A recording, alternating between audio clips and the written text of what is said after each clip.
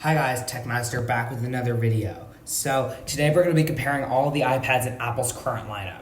So there's 6 of them. We have the new iPad Pro M2 and iPad 10 generation just came out today. So we're going to compare those. We have the iPad Pro 11-inch 4th generation, the iPad Pro 12.9-inch 6th generation, iPad 10 generation, iPad 9th generation. So they continued to sell the iPad 9, iPad mini 6th generation, and iPad Air 5th generation. So yeah, we're going to be comparing all these today. So first I'm going to compare these 3. The iPad 10, the iPad Air 5, and the iPad Pro 11-inch 4th generation. So first up is the display. We have a 10.9-inch screen on the iPad Air 5 and iPad 10, and we have an 11-inch display with ProMotion technology on the iPad Pro. Next chip, we have the A14 Bionic on the iPad 10, M1 chip on the iPad Air 5, and the crazy powerful M2 chip on the iPad Pro. So obviously the iPad Pro is the best in terms of performance. But don't get me wrong, the A14 on the iPad 10 is still very fast, especially for the price it is. I feel like it's a pretty good value for that way.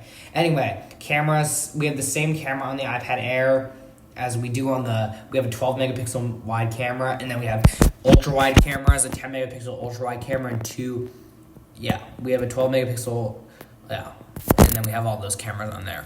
Next, we have the 12 megapixel front cameras, so they can do center stage and all that. Next, we have the USB-C ports. We have USB 4, which is a lot faster on the Pro than the other ones. 5G streaming. We have millimeter wave support on the Pro, whereas we have sub-6 on the other ones. Face ID, Touch ID. We have Touch ID on the iPad Air 5 and iPad 10, and then Face ID on the Pro. Storage up to 2 terabytes on the Pro, 256 on the iPad 10 and iPad Air 5. Works with Apple Pencil. So what's weird is that this iPad 10 only supports the first gen Apple Pencil, which is weird because normally it doesn't have the lightning port, so it's kind of weird it does that.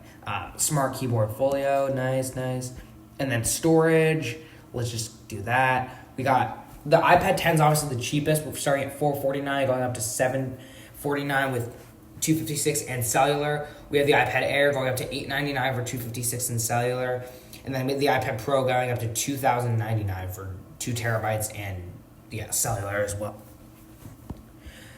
Size and weight, we don't need to compare that. Chip, so we have the M2. We have crazy powerful M2 chip on the Pro. We have a 10-core GPU, 8-core CPU, 16-core neural engine, 8 or 16 gigabytes of RAM, and then we have 100 gigabytes of memory bandwidth because of the new M2 chip. A14 Bionic on the iPad 10 with a 16-core neural engine, 4-core GPU, 6-core CPU, and then on the iPad Air, we have the M1 chip, 8-core CPU, 8-core GPU, and then 16-core neural engine, and then 8 gigabytes of RAM. So, yeah.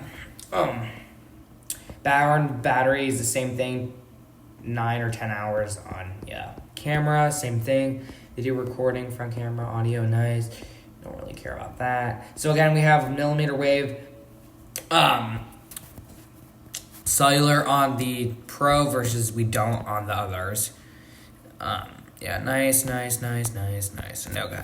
So we compared those, and out of these iPads, these are probably my favorite ones.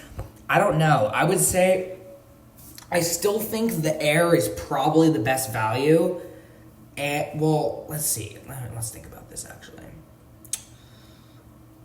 I would say the Air is probably the best value because it is $749 for 256. Because the iPad 10, sure, it's less expensive, but you get a worse A14 chip, which isn't as powerful as the M1. So the M1 you can get for $749 on the Air, which is nice and then out of all these, to be honest, I still think the iPad 10 is the worst value because the iPad Pro is only $50 more than the Air, and you could get the fastest M2 chip and all that stuff. So I would say, the Pro is probably the second best, and then the iPad 10, though, is a good value, just not the best value, I would say.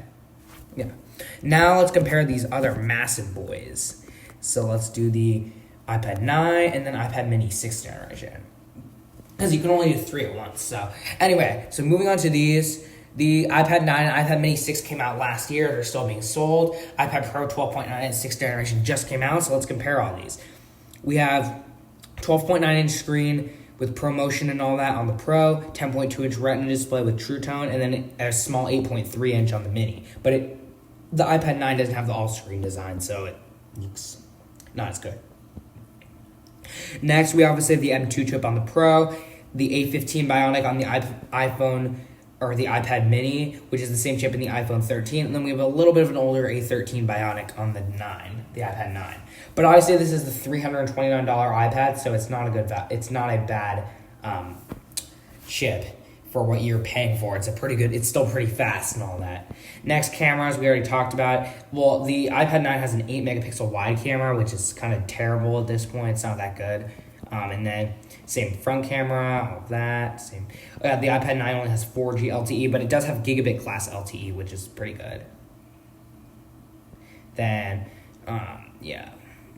And then we got storage up to 256 on those. Yeah, and same thing on here. The iPad 9 is definitely the cheapest iPad. For cellular and 256, it's $609. For just Wi-Fi, it's $479, which is really cheap. And then, or pretty cheap, yeah. Chip, again, A13, not too bad on that one. But it doesn't have a 16-core neural engine, so it's a little slower on that one. But anyway, whatever, it's fine.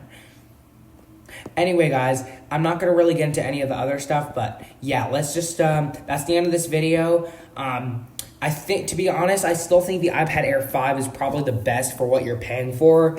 I mean, that thing is $599. You're still getting the M1 chip and all that. I think the worst value is probably, to be honest, probably the iPad mini. It's $649. It's a smaller display and all that. Like, I think, yeah, I mean, the iPad 10 is not a bad value, though. I mean, it's $600 for the cellular one, and it has the new redesign, so it's not a bad option.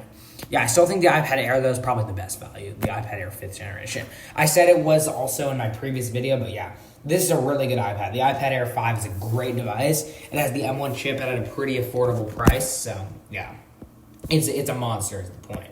But the iPad 10 is still very good for budget, stuff. If you only have like $600, then this is not a bad option at all. And then, yeah. Anyway, guys, I gotta go. Well, I'm gonna make more videos also, but yeah. Anyway, that's it for this video, and subscribe.